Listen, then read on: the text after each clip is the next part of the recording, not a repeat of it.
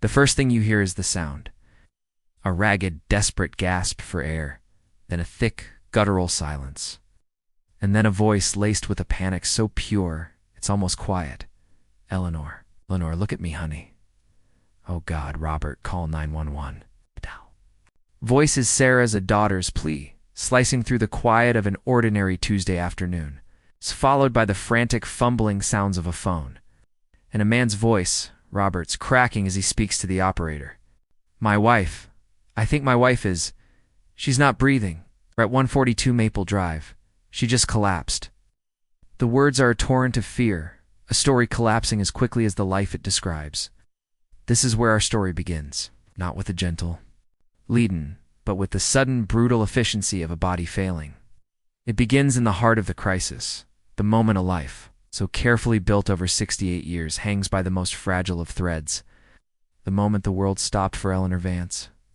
The before, just an hour before the world tilted on its axis, Eleanor Vance was in her garden. To understand what was about to be lost, you have to understand the life she lived. At 68, Eleanor wasn't winding down. She was in full bloom. Hair was usually tied back in a practical, cheerful scarf, and her hands, though wrinkled, were strong and perpetually smudged with rich, dark soil. That garden was her kingdom. It wasn't a perfectly manicured space, but a sprawling, chaotic explosion of life. Roses climbed with reckless abandon over a weathered trellis. Tomato plants stood like proud soldiers, and herbs filled the air with a scent that was uniquely hers for Robert, her husband of 45 years. That scent was simply the smell of home. Robert would often watch her from the kitchen window, a soft smile on his face. She was, as he put it, the unstillable engine of their family. She never stopped. He'd say, not in a frantic way, just a constant, gentle motion. Planting something, baking something, fixing a hem on our granddaughter's dress, writing a letter. Her energy wasn't loud, it was just there. It filled every corner of our lives. Her daughter Sarah, who lived just 10 minutes away, saw it too. Mom was our family's center of gravity. You didn't even realize how much you were orbiting her until that gravity was gone. She remembered every birthday, every small anxiety, every little win. She was an archivist of our lives. If I was stressed about work, she'd just show up at my door with a container of her soup. She wouldn't say anything about my problem, just put the soup in the fridge, give me a hug, and leave. That was my mom. She didn't solve your problems. She made you feel strong enough to solve them yourself. Before she retired, Eleanor had been a librarian, a job that suited her perfectly. She believed in the power of stories and the quiet order of things. Retirement wasn't an ending for her. It was just a shift. She poured that same energy into her community, volunteering at the local school to read to first graders and organizing the neighborhood's annual potluck. She was woven into the fabric of her world, a bright, sturdy thread holding it all together. On that particular Tuesday, she had spent the morning harvesting zucchini, her face flushed with pride. She came inside, washed her hands, and told Robert she was going to bake her famous zucchini bread.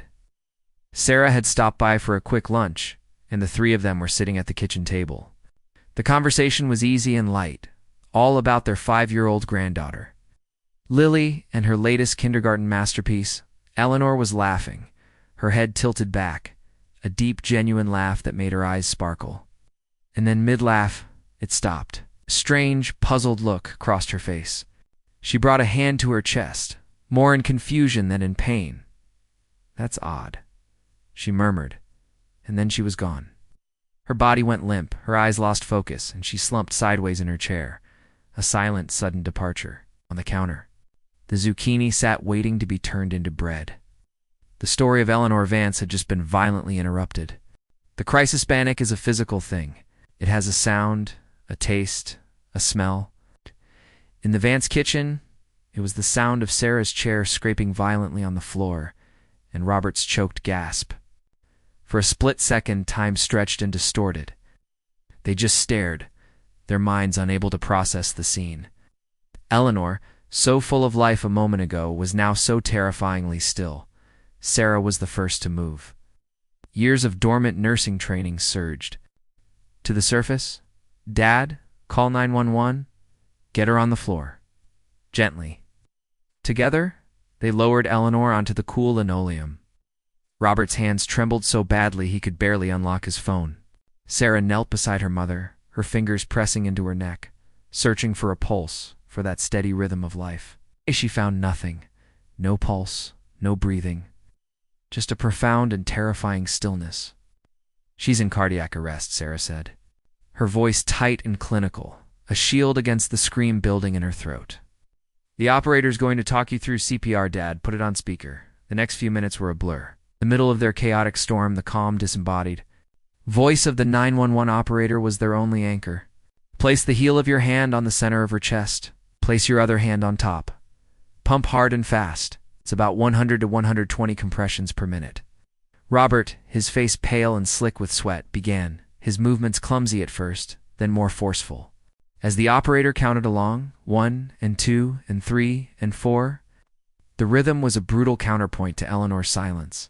Sarah handled the breaths, tilting her mother's head back, each breath an offering, a desperate prayer.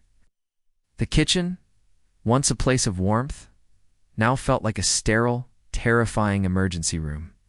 The smell of lemons and thyme from the garden was gone, replaced by the metallic tang of fear. The distant wail of a siren grew steadily louder, a sound of both hope and dread. It felt like an eternity, but it was only 6 minutes before paramedics burst through the door. Bringing a whirlwind of focused energy, they moved with a practiced efficiency that was both awesome and terrifying. Sudden cardiac arrest, Sarah. Relayed, witnessed collapse. No pulse. CPR initiated immediately. The paramedics took over, charging to 200. Clear! One of them shouted. Eleanor's body jolted. They checked the monitor. A flat line, continuing compressions. Another shock. Again, nothing. One of the medics spoke urgently into his radio, still in VFib, unresponsive to 2 shocks. Administering epi. Continuing transport. The ride to the hospital was a nightmare of flashing lights and the rhythmic whoosh of the ambu bag. Sarah sat in the front, her knuckles white. Robert followed in his car, his world narrowed to the 2 red lights of the ambulance ahead. He was driving toward a future he couldn't possibly imagine. A future without his Eleanor, the unstillable engine of his life. Now, terrifyingly still. When a heart stops, the body starts a countdown. Every second without oxygen, brain cells begin to die. Consciousness is lost almost instantly. Irreversible damage can happen in as little as 4 to 6 minutes. Because Eleanor's collapse was witnessed and CPR began right away, on paper, she had a chance. But as the ambulance screamed through the streets, shock after shock failed to restart her heart, that chance felt vanishingly small. Her body had failed. All that was left was the hope of those who loved her, and that hope was starting to feel as fragile as life itself. The in-between hospital emergency room is a world of controlled chaos beeps, hurried footsteps, and hushed, serious conversations. For Robert and Sarah, it was purgatory. They were led to a small, sterile family room, a space that felt thick, with the ghosts of 1,000 other vigils. The minutes crawled by. Every time the door opened, they flinched, bracing for news. Finally, a doctor with tired eyes and a kind face came in. He was Dr. Evans, the head of cardiology. His expression was somber.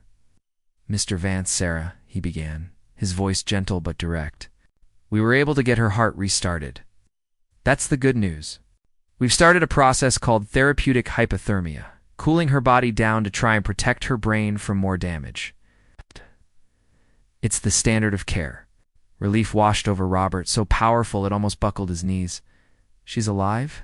Dr. Evans held up a hand. "She is. But I need to be very clear. Her heart stopped for a significant amount of time. When that happens, the brain is starved of oxygen. Call it an anoxic brain injury. And I'm afraid the damage appears to be severe." He pulled up a scan of a brain on a tablet. "We've run an EEG, which measures electrical activity in the brain," Dr. Evans explained. "What we're seeing is a pattern of severe suppression. Essentially, there's very little activity. In cases like this, A suppressed IG after 24 hours it's a reliable sign of a very poor prognosis. Sarah, the nurse, knew the grim subtext. What does poor prognosis mean, doctor? In plain English. Dr. Evans took a deep breath.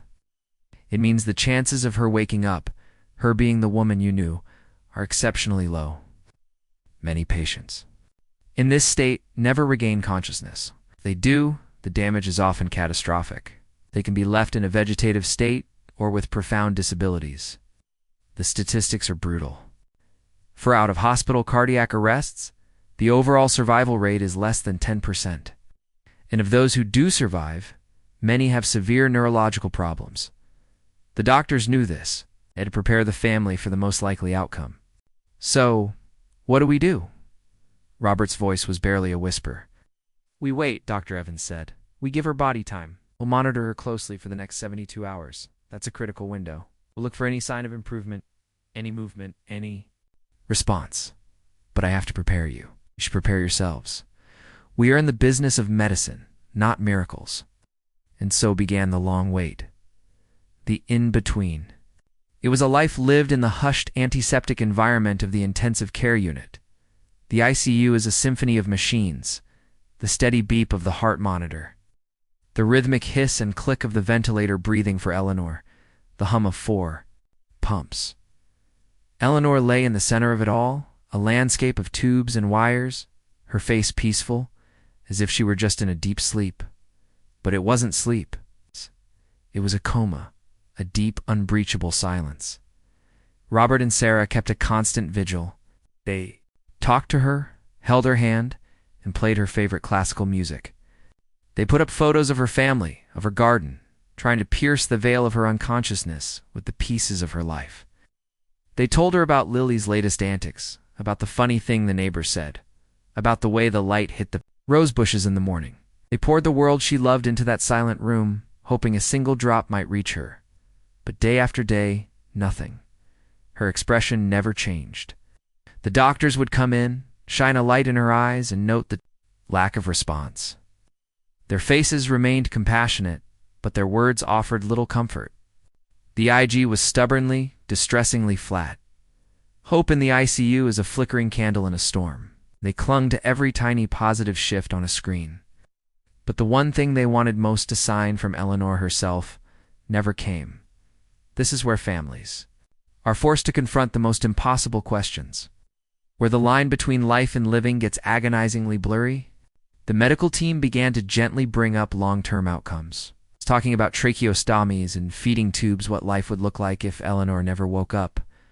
They were preparing Robert and Sarah to make a decision no one should ever have. We were living in a nightmare, Sarah recalls. Every morning I'd wake up, and for a split second, I'd forget. Then it would all come crashing back. We were grieving for someone who was still right there with us. The doctors were kind, but they were also realists. They were showing us a path that led to letting her go. The medical part of my brain understood. The data wasn't on our side, but the daughter in me. She just couldn't give up. Robert rarely spoke. He just sat, his hand wrapped around Eleanor's, gently stroking her knuckles, a man adrift. He was in the in-between, a gray, featureless, a landscape of grief and impossible choices. The body had failed, and hope was the only thing. The last thing. Holding on. The turning point, it happened on the 17th day. 17 days of the same monotonous ICU rhythm. 17 days of one-sided conversations. The medical team had scheduled a family conference for the next day, a meeting everyone knew was about discussing the inevitable. Hope it all but burned out. Robert and Sarah were exhausted, her spirits worn down to nothing. Sarah was sitting by the bed, reading aloud from one of her mother's favorite poetry books. It's not because she expected a response, but because the ritual was a small comfort. Robert was standing by the window, staring out at the parking lot. Lost in grief, Sarah was reading a line about a garden when she saw it. A flicker. The barest, almost invisible tremor in her mother's right eyelid. She stopped reading, her heart hammering. She held her breath, staring. Was it just a reflex? A trick of the light? She waited. Nothing. Her shoulders slumped. Of course, it was nothing. And then it happened again, this time unmistakable. A weak but deliberate flutter. "Dad!" she whispered, her voice trembling. "Dad, look." Robert turned from the window. "What is it?" "Her eye," Sarah said, tears welling up. "Watch her eye." "Mom, if you can hear me, can you try to open your eyes?" They watched, their entire world narrowed to Eleanor's face. And then, slowly, as if lifting an impossible weight, Eleanor's right eyelid began to lift. It was just a sliver of the blue iris beneath. It was unfocused, vacant, but it was open. It was the single most beautiful thing Robert had ever seen. Sarah scrambled for the call button. "We need a nurse."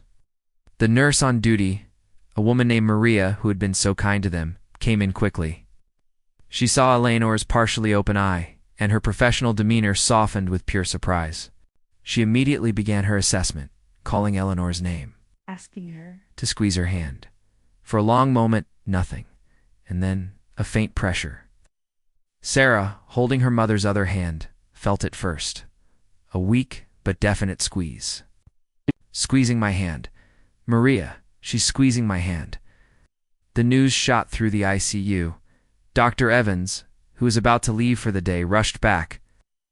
He did his own neurological exam, and his expression, for the first time in 17 days, shifted. From compassionate sorrow to genuine astonishment. He knew the data. He knew the odds. This wasn't supposed to happen. The family conference the next day had a dramatically different tone. The conversation wasn't about end-of-life care anymore. It was about the long, uncertain road ahead. "I won't lie to you," Dr. Evans told them, a new energy in his voice. "The road to recovery from an injury like this is a marathon, not a sprint. We don't know what level of function she regained. But today, she gave us something we didn't have yesterday. She gave us a starting line. That tiny flicker of an eyelid, that faint squeeze of a hand, wasn't the end of the struggle. It was the beginning of a new one. It was the turning point. In the silent, desperate battle that had been raging inside Eleanor's body, her body, had sent a message. It wasn't ready to surrender. And hope, which had been holding on by a thread, suddenly had something solid to grasp. The fight for Eleanor's life was over. The fight for her recovery was just beginning. The after waking up from a coma isn't like in the movies. There's no sudden gasp and immediate recognition. For Eleanor, it was a slow, foggy climb from a deep, dark place. It was a confusing world of sounds and shapes that she couldn't quite grasp. When she was finally weaned off the ventilator and sedatives, the true extent of the damage became terrifyingly clear. She couldn't speak. The words were trapped inside her, a jumble of broken connections in her brain. The frustration was a physical agony that often ended in tears. Her memory was a tattered quilt, full of holes. Recognized Robert and Sarah, but the memories attached to them felt hazy and distant. She had no memory of the cardiac arrest at all, a common, and maybe merciful, side effect. Physically, she was incredibly weak. Weeks in bed had destroyed her muscles. Simple things like sitting up were monumental efforts. She couldn't hold a fork. She couldn't stand. The vibrant, capable woman who tended a sprawling garden was gone, replaced by a stranger trapped in her own body. This was the after, the long, grueling, and often demoralizing process of rehabilitation. After she was moved to a specialized neuro-rehab wing, Eleanor's new life began. It was a life measured in inches, not miles. A life where a small victory, like lifting a spoon to her mouth, was a reason to celebrate. Her days became a highly structured routine, something crucial for brain injury recovery. 9 a.m., physical therapy. 11 a.m., occupational therapy. Speech therapy. Her rehab team became her new family. There was Marco, the physical therapist, a relentlessly optimistic man who pushed her to her limits, celebrating every shaky step between the parallel bars. "Your brain is relearning," he'd say. "We have to forge new pathways." "I can see the lights turning on, Eleanor." Then there was Jean, the occupational therapist, who helped Eleanor relearn the simple tasks of daily living. They put Velcro on her clothes instead of buttons and non-slip mats in the shower. Jean taught her to use special utensils with thick, handles giving her grace without letting her get stuck. Perhaps the hardest work was with Dr. Sharma, her speech and cognitive therapist. They worked on memory and attention, starting with simple exercises like sorting colored blocks in a quiet room. To help with her memory, Sarah bought a large journal. Every day, they'd write in it. Today, Marco helped you walk 5 steps. You had chicken soup for lunch. They'd review it every morning and evening, helping to anchor Eleanor in the present and rebuild the story of her life. Robert became the quiet, steadfast manager of this new reality. He was her advocate, her cheerleader, and her memory. He sat through every therapy session, taking notes. He learned to be her communication partner, patiently waiting as she struggled for a word. Learning to read her gestures and expressions, Eleanor's journey wasn't a straight line. There were good days and awful days. The emotional toll was immense. She was mourning the loss of her former self. The independence she cherished was gone.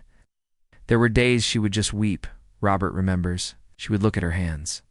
These hands that could once coax life from the soil, and she couldn't even button her shirt.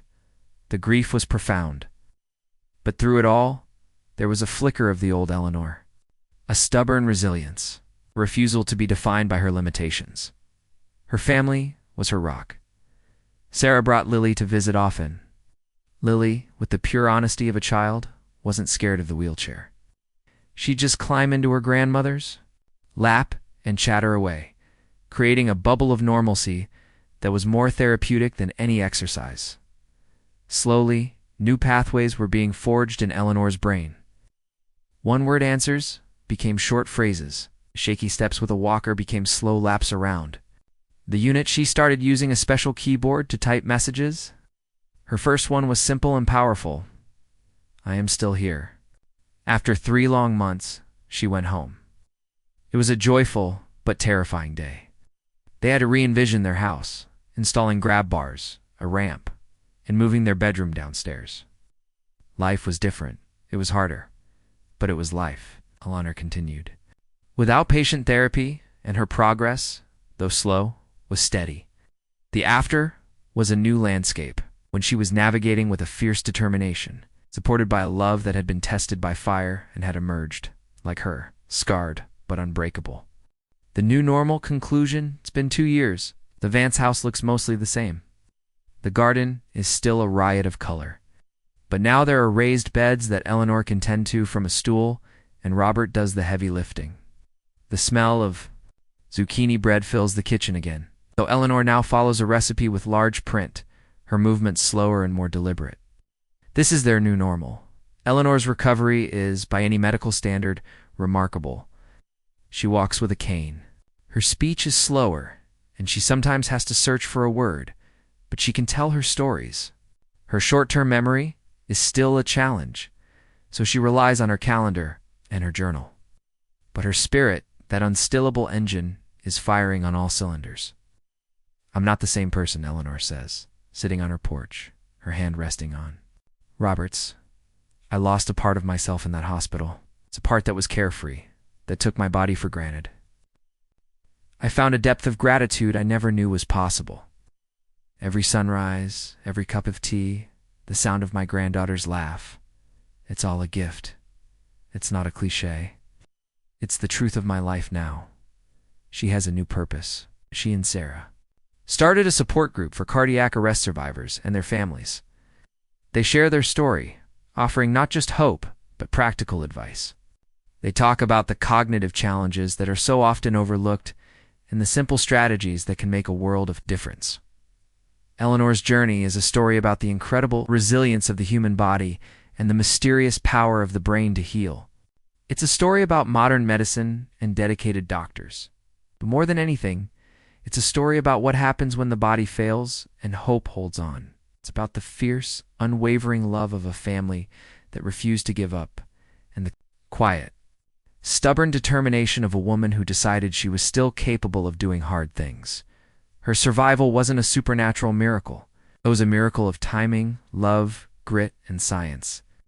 It was the miracle of a daughter who knew CPR, of paramedics who arrived quickly, and of a spirit that simply would not be extinguished. Eleanor's story began with an event where every second counts. Learning CPR and how to use an AED can mean the difference between life and death for a family like the Vances.